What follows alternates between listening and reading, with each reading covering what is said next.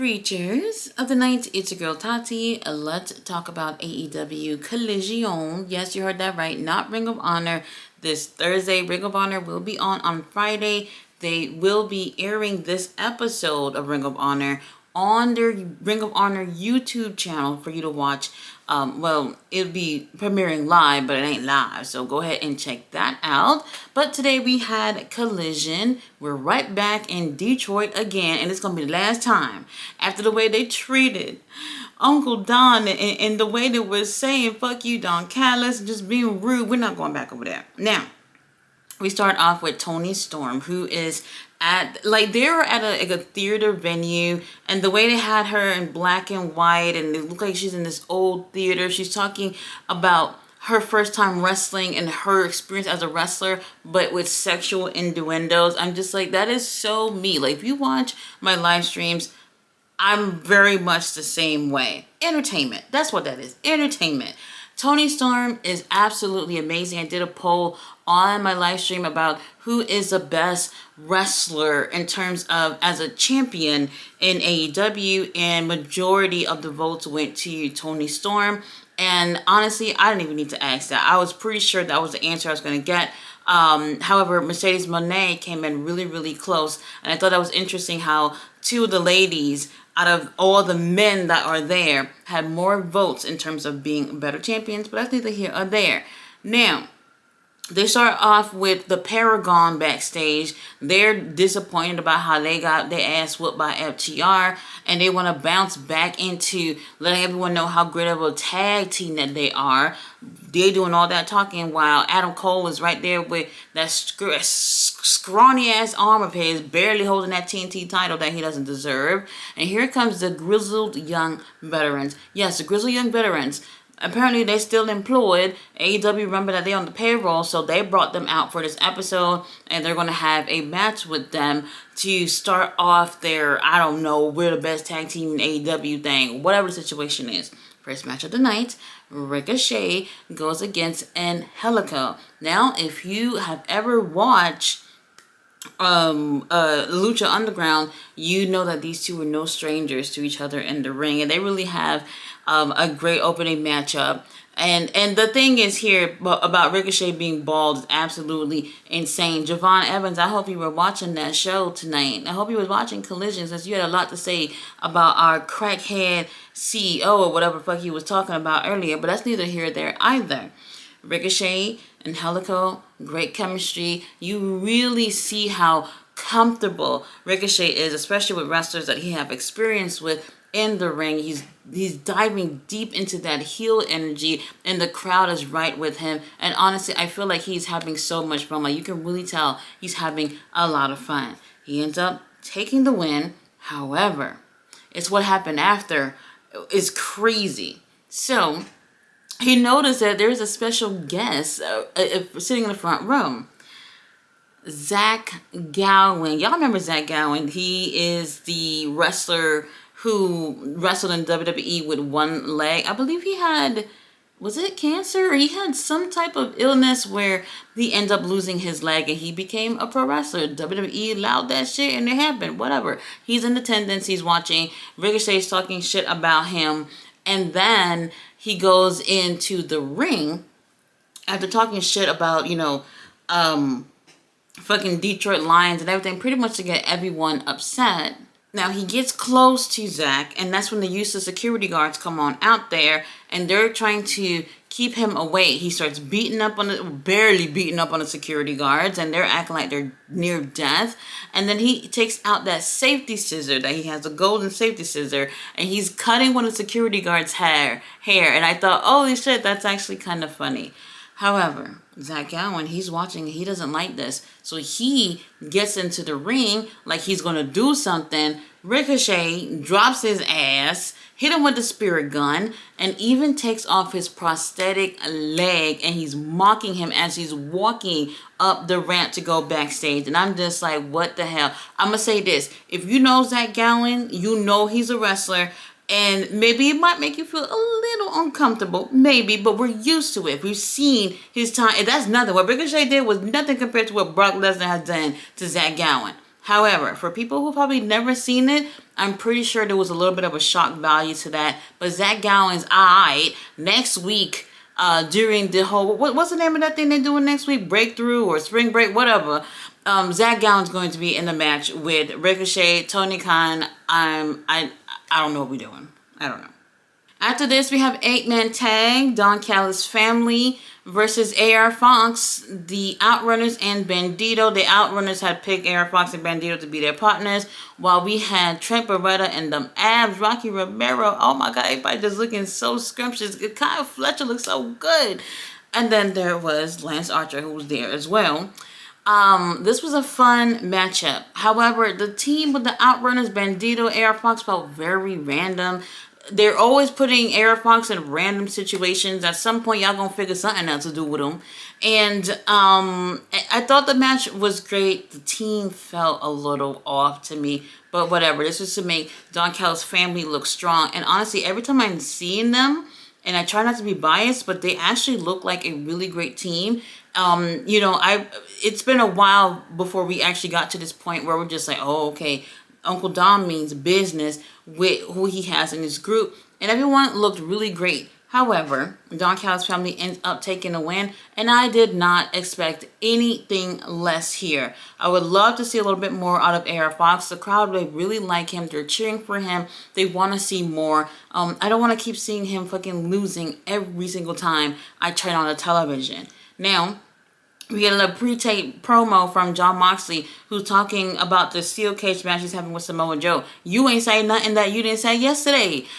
Look, Jon Moxley, we love you and everything. I don't want to feel like I'm hearing the same shit over and over again. You said what you had to say on Dynamite. They could have did a little hype video for the steel cage match. I don't think we needed to hear you pretty much reiterate exactly what you've been saying since we found out about the steel cage match.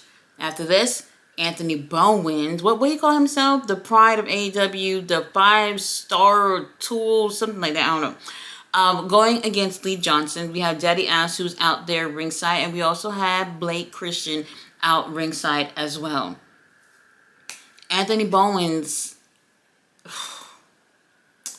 he's not bad. I'm going to say the same thing I said last time when he had his match with Blake. He is using, I feel like I'm watching a black Billy Gunn in the ring. I understand Billy Gunn is mentoring him or whatever, but I don't want to see like half the match of like Billy shit. Like, we've seen enough of him. What makes you different? What is it about you, Anthony Bowens, that people should be behind you with your time here in AEW? Honestly, I'm not seeing it. I'm not seeing it yet. I'm thinking maybe he should break away from Daddy Ass. I don't really know. Whatever the situation is, I haven't necessarily connected with him as a singles competitor. I don't know if I can say that the crowd is connecting as well. Lee Johnson and Blake are doing their jobs as heels, and you would think that that would help in terms of a connection. Pretty much it's them doing a good job at being the bad guys. Anthony Bowens ended up taking the win with what is it called? The Mollywop? I don't like that name. I don't like that name for a finisher. He gets on the mic after and he's pretty much just touting himself. And honestly, something's missing about it. Something's missing about it. And I don't know. But they end up, him and Daddy Ass end up scissoring after. And I thought that whole scissor shit was done. We need to work on Anthony Bowens if we're trying to do something with a young up and coming star. Something about it is not connecting right now. I just can't put my finger on it. Not yet. Now after this, the Gates of Agony came out to the ring with clothes, no ring gear. And I'm just like, Bishop Khan wearing a jacket, Tony Leona wearing a t-shirt. How dare they do this to me? Now, they come on out there and they have the microphone. I'm like, wait a minute, when have they ever done this? They are calling out Big Bill and Brian Keith to come on out. They said, we in Detroit. We not waiting for next week or whenever Tony Khan feel like giving us a match. We want your ass right now. Come on out. They come on out there. They're brawling. They are fighting, throwing themselves all over the place and everything. It's actually really, really good. And for once, I'm like, finally, we're seeing something different with different fucking people. And that's what people want. Like, That's what we want, especially with these young guys that unfortunately don't get enough TV time. Like, that's what we want. Bishop Khan and Brian Keith. Bishop Khan puts Brian through a table out on the stage, and then Big Bill and Leona, they go at it, and Leona spears Big Bill onto another table. It was so good, and I was just like, yes, I can't wait to see what happened next. And they cut a video package of Megan Bain, Anna Jay, and their fat asses and stuff. I was like, oh, wait a minute, girls, like, y'all my girls, I love y'all, but wait, this is good. Like, why did we just cut? Like, we had better things to do. I didn't like how they did that. However, I'm hoping, please keep this going. Whatever this is, keep it going. This is what we keep saying about the young talent. Like, people are interested in seeing the Gates of Agony. We're interested, believe it or not, in Big Bill and Brian Keith. Now that Chris Jericho's nowhere near the damn fucking TV, we're interested to see what they're doing. And tonight, they definitely had my 100% undivided attention. And I am looking forward to see what they do with this. Tony Khan, don't act like this shit didn't even happen, because he has a tendency of just starting something and just acting like we never started it to begin with. Now, after this, we do have Kris Statlander versus Willow Nightingale for the billionth time. These girls, they are somewhat of like wrestling soulmates. Not quite. They totally understand each other in the ring. And typically when they're in the ring together, their matches are great.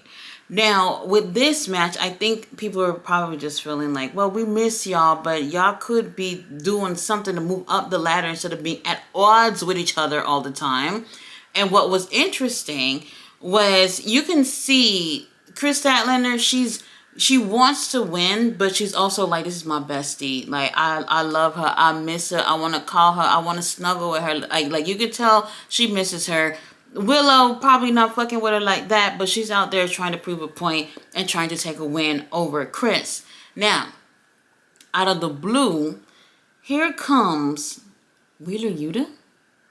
And I'm like, Wheeler, what the hell are you doing out here during the girls' match? Wheeler Yuta comes on out, and he's a distraction. And this is where Kris Statlander is laying outside the ring, and I don't want to say she knocked out or anything, but she's supposed to not be paying attention. So she just pretty much not looking at Wheeler Yuta coming out. All this to be a distraction for that the ref can see Wheeler Yuta and tell him to get the fuck out of here, while Marina is putting the pause on Will Nightingale in the ring. I'm not against it at all, because it feels like, well, we're moving towards Marina Shafir actually getting in the ring and doing something. And especially with Willow Nightingale, they've had some exchanges with each other throughout this whole little storyline, and it would be cool to actually see them have a match. I would prefer to see that match at Double or Nothing. Like, we've had months of them at odds with each other. Why not push it a couple of more weeks to the pay-per-view and give us something different on the Double or Nothing pay-per-view? Now, Statlander, she supposedly didn't see none of this, and she gets into the ring and she ends up taking the win. Now, she feels bad about it. She's looking back at her bestie and she's just like, damn, girl, I miss you. I had to whoop your ass to prove a point. And she ends up leaving. She has no clue what ended up happening to Willow Nightingale. And I'm sure that the next time Marina is out, wherever the hell she's at, Willow Nightingale is definitely going to get her lick back. So now we get a little quick video of a return of Sky Blue. She'll be back next week. They're going to be in Chicago. She's giving very much kind of glamorous goth girl type of thing that I'm just like, okay, I don't know. We'll see what ends up happening. She's a really great wrestler. I ain't worried about what she does as a wrestler. I just don't want her to get lost in the shuffle again. Now, they showed bits and pieces of the whole Hangman and William segment from Dynamite that ran way too long to hype the little tag match that they're going to have against Takeshita and Josh Alexander. With that being said, Takeshita, Josh Alexander is coming on out. Takeshita looks so good. He looks so good. Uncle Don, I don't know. He just assembled this team that I didn't know I needed in my life.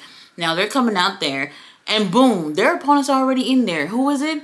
Evil Uno, Alex Reynolds, Dark Order. I was just like, so this is what we're doing? how the mighty have fallen.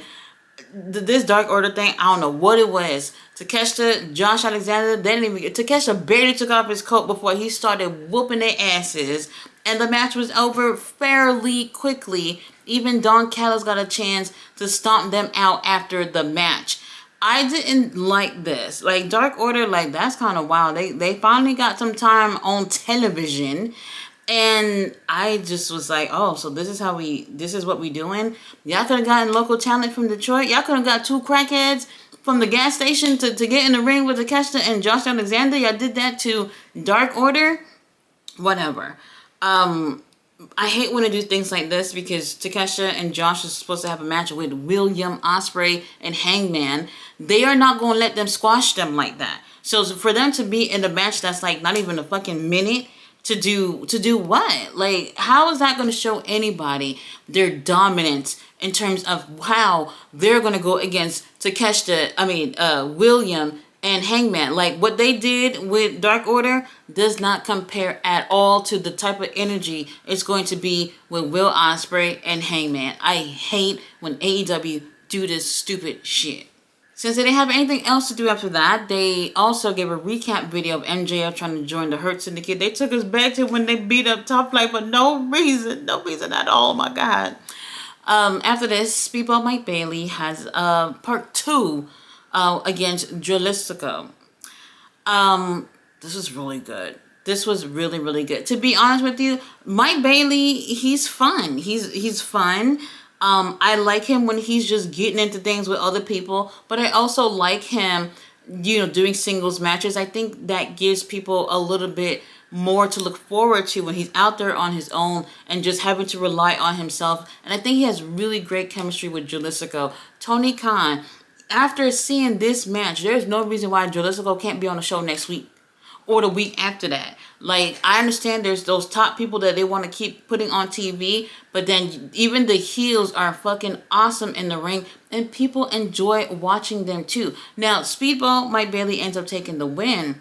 Baruch come on out there with this really cute pink suit, and he's pointing over to Mike Bailey like, bitch, you beat up my brother, and I'm going to put my hands on you. That, I can't wait to see what the chemistry is going to look like between those two. So next week for Beach Break, Collision, Spring Break, whatever it's called, they're going to be doing a tribute to Steve Mongo McMichael, who had passed away over a week ago. And Ric Flair is going to be there. They lost me when they said Ric Flair was going to be there. I don't care about the 4 Horsemen shit or whatever like that. It's not even about that. Like, why y'all even associating yourselves with this man? Like, is what I'm trying to figure out. They spent all this time since the whole thing with Sting had retired, and we haven't heard anything about Ric Flair or that shitty ass gasoline energy drink that he's selling, and all of a sudden they're bringing him back for what? I am not with it at all.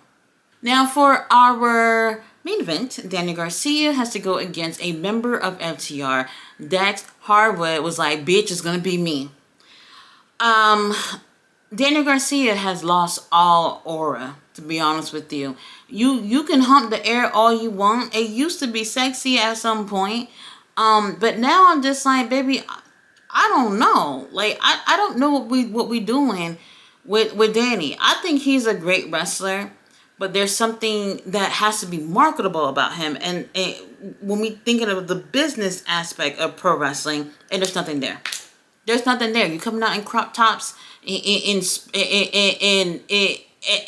you're wearing what, red and yellow. When you're coming out there, you're humping the air, or whatever. Something about it is just like, I just don't know where this is going.